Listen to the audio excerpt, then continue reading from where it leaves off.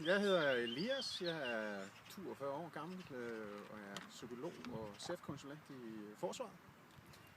Jeg har sådan en rimelig hektisk og travl hverdag, men med hjælp af Heidi og TRX, så har jeg fået træningsglæden tilbage. Jeg har tidligere været trænet til Ironman og gennemført. Men det havde en omkostning, altså dels kostede det 700 timer om året, jeg ikke har mere, fordi jeg har en 5-årig søn og et krævende job.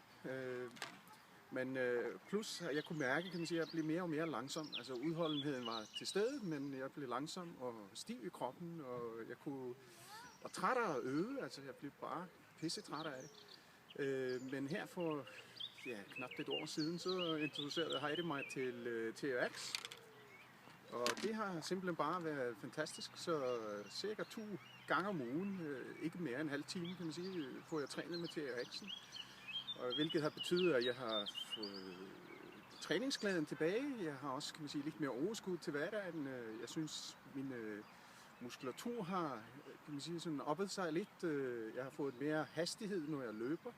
Så nu kan jeg bestå, kan man sige, med glamour, kan man sige, de der træningstilstandsprøver inde i forsvaret.